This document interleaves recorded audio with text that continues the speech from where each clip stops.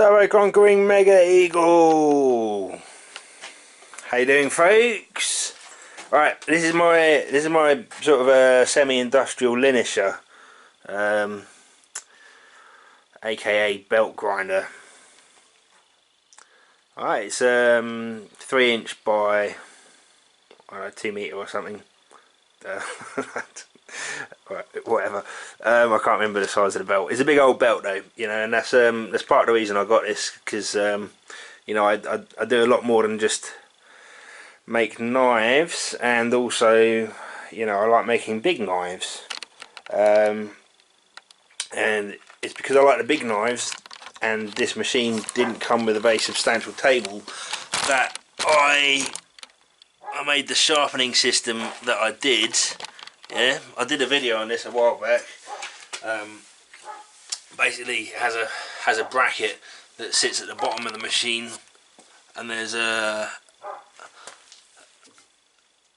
very smooth. That's actually a push rod socket off a Lycoming engine, and that bolts to the bottom of the machine there, and then this is one of the fixtures. It can take several different fixtures, but this has got the push rod itself there, so a nice ball to go in the socket, and then the tang of the blade goes in this gripper, and I can set the fixture away from the machine, and it means I can maintain an angle when I'm sharpening. It works really nicely for big blades, and it means I didn't need a table on this machine, because once I bolt a table on it, you know, and then I've got to take it off again. It's going to get in the way for other jobs.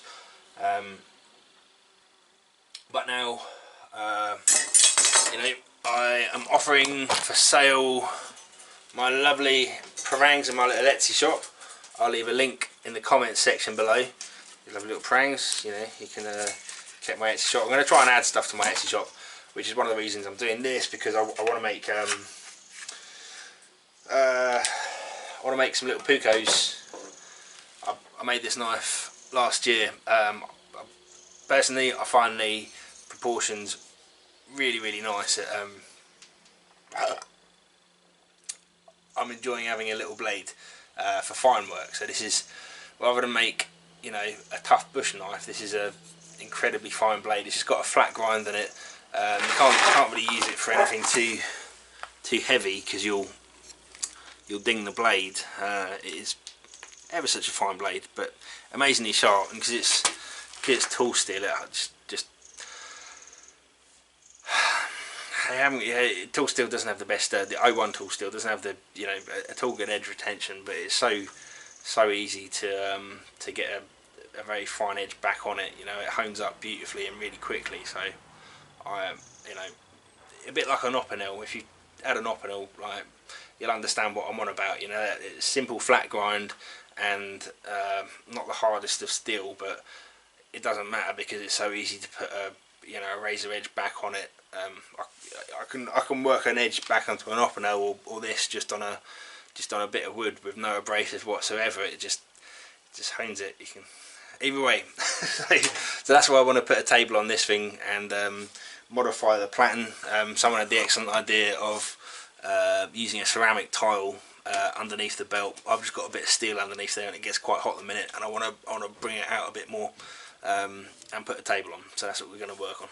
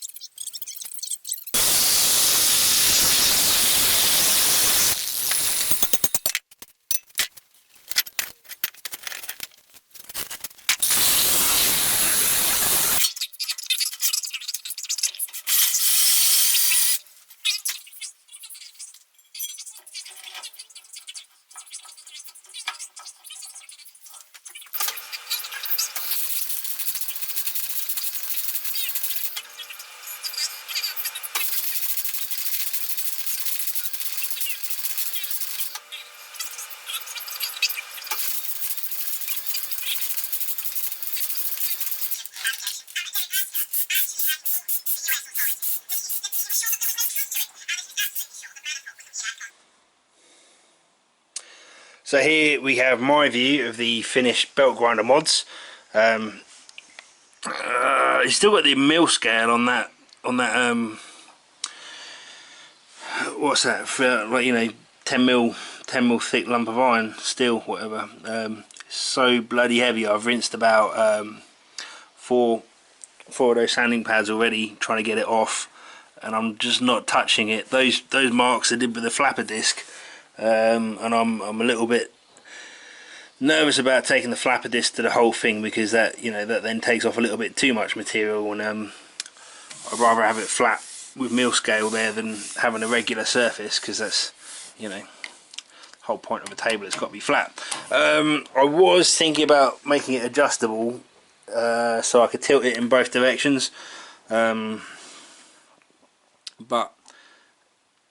to do that and not have any flex, and you know, flex equals vibration, and a juddery table, doesn't it? So I elected to just have it completely fixed and square to everything, or, you know, my idea of square. And you know, I'll have to just make jigs for anything I want to grind. So it's absolutely solid, as you'd expect from 10mm plate, which is cool. That's much better than having something that does fancy things but isn't solid, I think. Here's the marble platen. It's on there. It's stuck. The reason I used the polyurethane, I didn't want to have fixtures holding it in place, because my big concern was when I use this machine in the horizontal position, because it pivots, so that I can work on the you know, the contact wheel on the end. If anything were to happen to that platen whilst I was working at that end of it, then I'd end up with marble in my teeth, wouldn't I? You know, no safety goggles going to protect you from a bit of 60-mile-an-hour marble, is it really? And what I thought was that for it to come away from the polyurethane, it can only really do that in small chunks, and like a small chunk of marble hitting you in the face at 60 mile an hour is definitely better than that whole slab, yeah? I'm sure that makes sense. Okay, well, let's have a little crack with it and see what happens.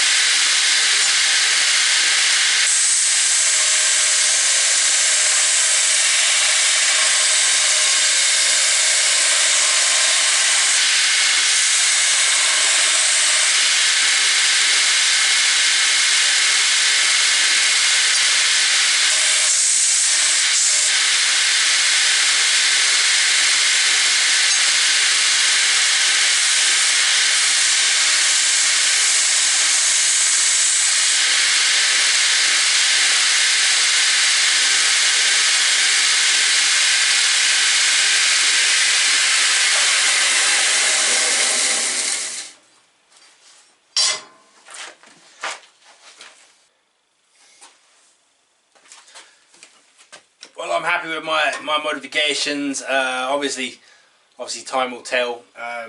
main thing I've got a nice table here and a platen that sticks out a little bit more than the steel one I'd made before, so I can get the ricassos, the what do you call them? Yeah, the ricasso. That's the word, isn't it? The like that bit there, like where the blade stops and the rest of it starts. Get that nice and neat. Yeah, there we go, folks. I do have my little parangs for sale. This is a bit of a prototype. This one, not forged yet. The production parangs are on sale in my Etsy shop. If anyone wants to check them out, and you know, that all helps me out if you buy one of my little parangs.